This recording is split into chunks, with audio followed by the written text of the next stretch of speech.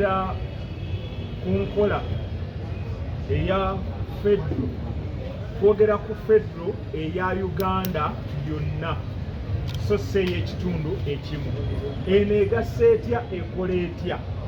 Ebitundu nti byonna birina ebyobugagga, naye ne bw'onaabaayo ne disitulikiti ennafu oba ekitundu awatali bulungi bya bugagga, ekitundu bwe kisigaza ebyobugagga byakyo katugambe nti 40%, 6% negenda waggulu mu central government okukola ku infrastructure n'okuyamba ku disitulikiti endala ennakuba ebitundu ebirala region ennafu. Kati kino ekitundu kiba kyekolera ku nsonga zaakyo nga kyo n'okwekulaakulanya abantu b'omu kitundu ekyo, so singa kati bwe babalowooleza naye ng'ate ne bye babaddiza teri. Kitegeeza nti ebitundu biba bigabanye obuyinza nga bisobola n'okgenda mu maaso okwekulaakulanya obulungi ennyo ddala. Enkola eno okusobola ogifuna, omuwaatu oguliwo gwa article 74 mu constitution ng'abakulembeze ba chairman b'ebitundu bayisiza resolutions, ekyo bwe bakimala ku 75% yokka baba bateekwa kuyita referendum. So ffe tugamba nti akalulu kano aka referendum ke keetaagisa bwe tuba tuluddewo ne tutuuka mu 2026 ke kaba keetaagisa, so si kulonda pulezidenti, ke kaba keetaagisa nti tulondewo ku nkola eno esigalewo oba tugende mu nkola eya Federo. Kati ke kalulu ak'ekikungo okuyita mu palamenti kerina okuggulawo neganya nga bachairman b'ebitundu basayinize. Nsuubira nti kikyali mu bibiina by'obufuzi tekikyasoboka. Byatulera era bikoze omulimu mulungi, naye kati mwami Museveni yabimalamu ssupu n'abinuunamu, nekyokyalooza nti kiyimiridde tekiyimiridde.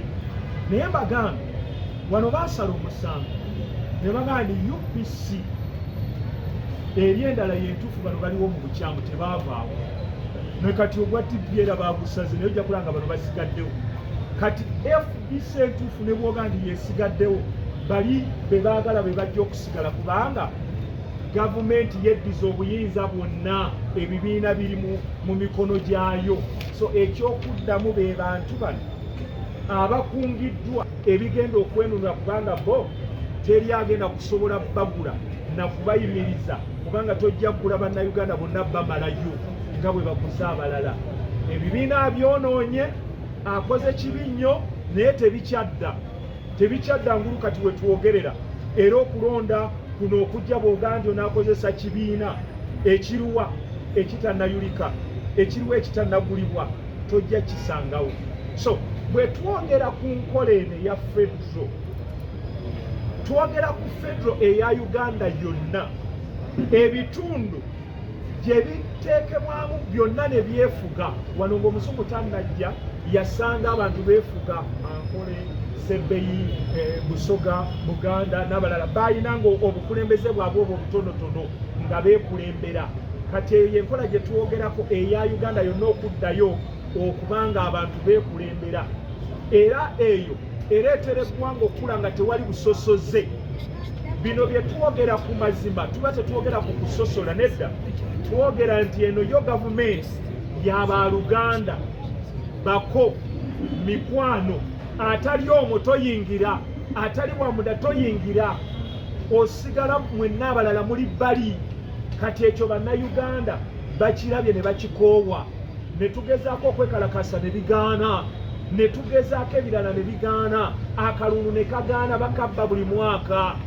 Kati ekyetaagisa lyeryanyi ery'abannayuganda abayimukiddemu, kye bayita ebibiina, kye bayita kapasite, kye bayita masezi.